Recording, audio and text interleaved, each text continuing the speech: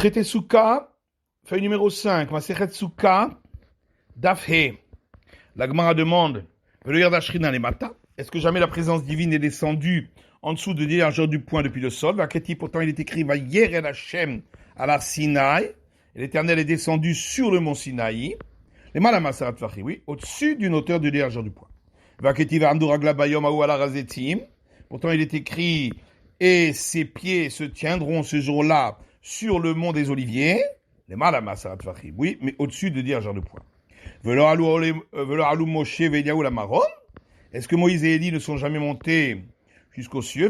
Pourtant il est écrit Moshe ala Ela Elokim, et Moshe est monté vers le Dieu Tout-Puissant. Les Matamasa, oui, mais en dessous du ciel, plus bas que 10 largeurs du point. Il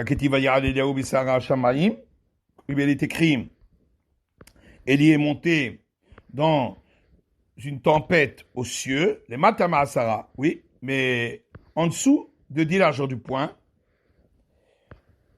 donc en dessous du ciel. Vaketiv, pourtant il est écrit Maches Pédékissé par chez Alav Anano, et donc dans le livre de Job, il est écrit que Moïse, quand il est monté aux cieux, il a saisi la face du trône céleste et a été étendu sur lui sa nuée. On apprend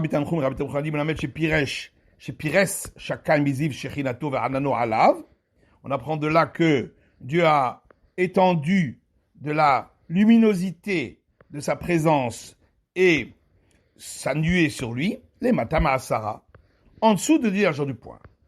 Et comme oui, mais il est écrit qu'il a saisi la face du trône céleste. Il faut dire que le trône céleste est descendu jusqu'à arriver en dessous de 10 largeurs du point. C'est là que Moïse l'a saisi.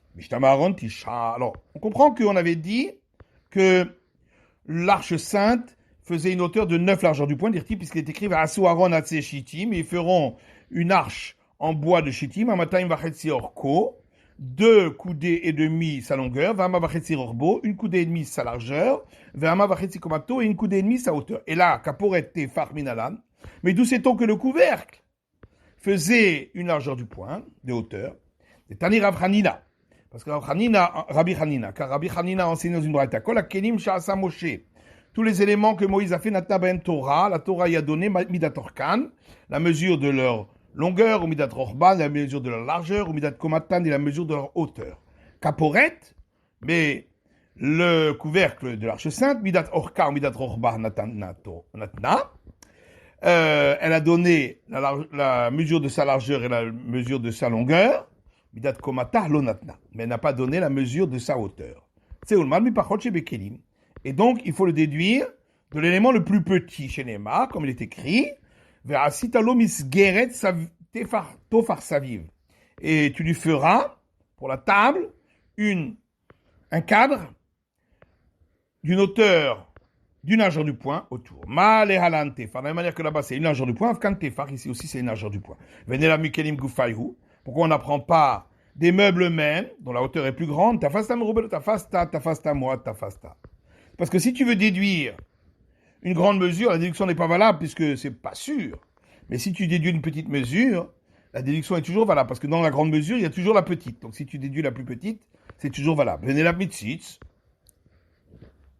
Et pourquoi on n'apprend pas du diadème que portait le grand prêtre? C'est Tanya, parce qu'il est écrit tzitz domé kemin tash shel zahav. Le diadème ressemblait à une plaque en or. Verachav shte tzbaot. Il avait une largeur de 2 doigts,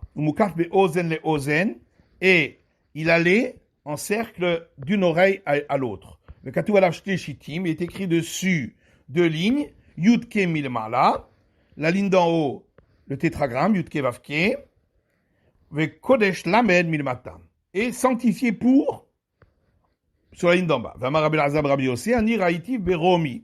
Et Rabbi Lazar, fils de Rabbi Yossé, a dit, moi je l'ai vu à Rome, le Katouv avait été écrit dessus, Kodesh Lachem Beshita Achat, sanctifié pour l'Éternel sur une seule ligne.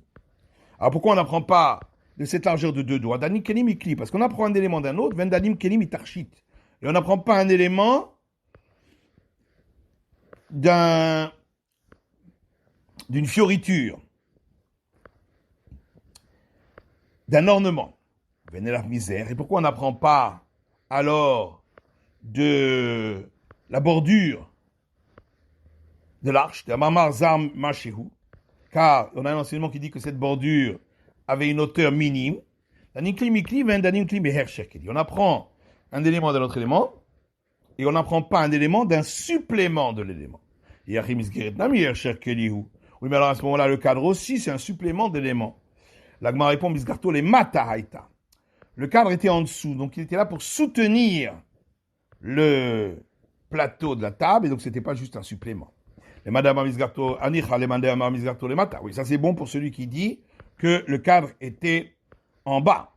Et là, les madame Misgarto les mata. Mais d'après celui qui dit que le cadre était en haut, Maïka les Memar, qu'est-ce qu'on va dire? C'est juste un supplément. Hay Hersher Klihu, c'est donc juste le supplément en plus de cet élément. Et la Danine d'avoir chez un tabot Torah Mida, mais d'avoir chez un tabot Torah Mida. Seulement, on apprend quelque chose sur lequel la Torah a donné des mesures, comme ici, pour le couvercle, la Torah a donné quand même les mesures de longueur et de largeur, à partir d'avoir chez un tabot Torah Mida, à partir d'autres choses où la Torah a également donné les mesures. Et on ne peut pas apprendre du diadème ou de la bordure chez l'onatabem Torah Midaklal, parce que la Torah n'y a pas donné de mesures du tout. C'est les sages qui ont donné ces mesures. Ravuna Mameacha. Ravuna dit que le couvercle avait une hauteur d'une largeur du poing. On apprend d'ici, un verset dans les Lévitique, qui dit Alpene à Kaporet Kedma. Il aspergera le sang sur la face du couvercle à l'est. Ven panim parotefar. Or, la face, c'est comme la figure, et c'est jamais moins qu'une hauteur d'une largeur du poing. Veima kapé de Baruchni. Peut-être qu'il s'agit de la figure d'un oiseau énorme qui s'appelait Baruchni, et donc la face était beaucoup plus grande. Ta face, t'es me ta face, ta face, ta moi, ta face, ta. Comme on a répondu déjà, dans le doute, si on déduit la plus grande mesure, c'est pas une bonne déduction, mais si on déduit la plus petite, c'est oui, une bonne déduction, puisque dans la plus grande, il y a toujours la plus petite. Vema kapé de Tziparta, les Outartuva, mais alors à ce moment-là, pourquoi on dirait pas que c'est comme la figure d'un minuscule oiseau, qui est beaucoup plus petite? Amaravacha bar Yaakov, Rav Huna pene pene gamar. Alors Ravacha bar Yaakov dit Rav Huna, il a appris une déduction par similitude des termes, où c'est marqué par deux fois, dans deux endroits différents, le terme face. Tivacha el pene akaporet, il est écrit ici vers la face du couvercle. Tivatam, il est écrit là-bas, mais et pene yitzrak aviv, de la face de son père Isaac. Donc, il s'agit de la face humaine. Et pourquoi il ne s'agirait pas de la face des créatures célestes, qui sont beaucoup plus grandes, leur face? Dire-t-il, comme il est écrit, Kirot pene Elokim vatirtseni. Comme j'ai vu la face de l'ange et tu m'as agréé.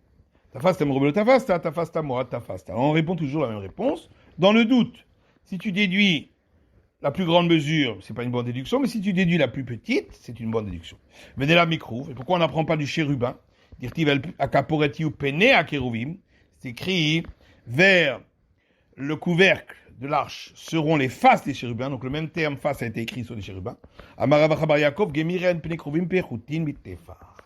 Ravacha bar Yaakov répond, nous avons appris par tradition que les faces, les figures des chérubins ne faisaient pas moins qu'une hauteur d'une largeur du poing. Et en réalité, Ravuna, c'est d'ici qu'il a appris à partir des chérubins. Pourquoi les chérubins sont-ils appelés kerouv? Amaravaou keravia. Rabbi dit, ça veut dire comme un enfant. Ça ressemble à la figure d'un enfant. Shiken bebavel korini nuka ravia. Puisqu'en Babylonie, on appelle un enfant ravia. Amarle Abaye la merata. Abaye dit, mais alors à ce moment-là, dire-t-il peneaech pena kerouv ou pena sheni pena adam. La face du premier était la face d'un chérubin et la face du second, la face d'un homme. Aïnou krouv aïnou adam. Chérubin et homme, c'est pareil, puisqu'ils avaient une face humaine. Aperavreve va pesoutra. Seulement, les faces de l'homme, il s'agit d'hommes adultes, donc, qui étaient beaucoup plus grandes, alors que la face des chérubins, c'était des enfants, dont la figure est plus petite. Maintenant, même si on dit, comme on l'avait expliqué, que la souka les parois doivent séparer toute la hauteur du domaine qui est donné à l'homme, c'est-à-dire 10 largeurs du poing, qui te dit qu'il s'agit de l'espace qui est à l'intérieur de la souka, à part le toit de chaume, et peut-être s'agit de l'espace avec le toit de chaume. Et là, mibet olamim gama. Mais en vérité, on a déduit cela du temple.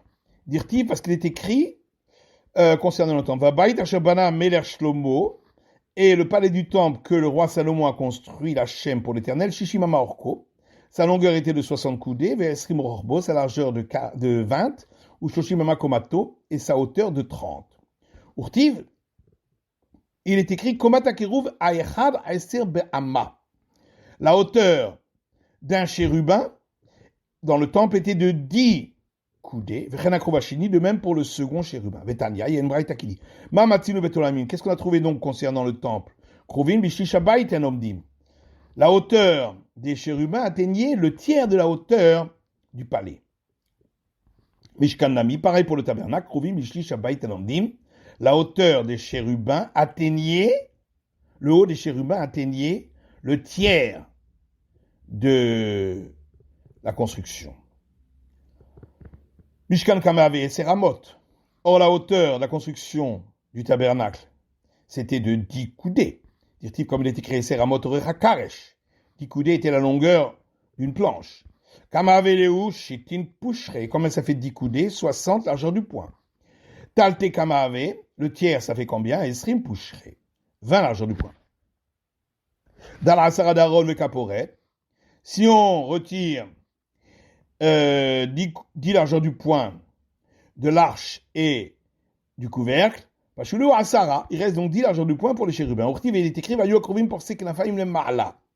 et les chérubins étendaient les ailes en haut. Et recouvraient avec leurs ailes par-dessus le couvercle. Donc, la Torah a appelé ça recouvrir. Srach, comme pour la souka. Les malam et asara, donc on voit de là que c'est toujours au-dessus de 10 largeurs du poing quand on parle de recouvrir. Mais qui te dit que leurs ailes étaient au-dessus de leur tête? Peut-être qu'elles étaient au même niveau que leur tête. Alors Rav Yaakov dit parce que c'est écrit au-dessus. Peut-être que c'est bien au-dessus. Est-ce qu'il est écrit au-dessus? C'est écrit une seule fois au-dessus, donc c'est juste au-dessus. Mais ça va seulement d'après Rabbi Meir qui dit que toutes les coudées dont on a parlé concernant le tabernacle étaient des coudées moyennes de 6 largeurs du poing. Et là, le Rabbi Yehuda par contre, d'après Rabbi Yehuda qui dit la coudée du bâti c'était de 6 largeurs du poing et la coudée des meubles c'était 5 largeurs du poing. Qu'est-ce qu'on va dire? Combien faisait donc l'arche et le couvercle ensemble? 8,5.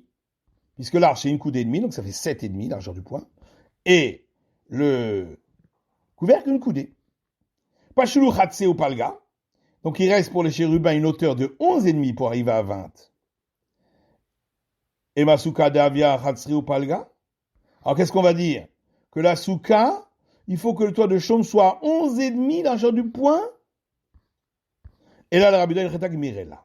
Seulement, il faut dire d'après Rabbi Yehuda que c'est une règle qui nous a été transmise depuis Moïse au Sinaï, qui est dans la loi orale, que sa hauteur est de 10 largeurs du poing. D'Amar Rafria Barashi Amara, comme Rafria Barashi a dit au nom de Rav, Shi'urin Hatzitzin Mechitzin Achal Moshe Sinai. Les mesures de la Torah, l'écran entre l'eau du bassin rituel et le corps, qui invalide l'immersion, et les parois, ce sont des règles que nous avons apprises par tradition depuis Moïse au Sinaï. C'est la fin de l'étude du Daf Hey de la feuille numéro 5.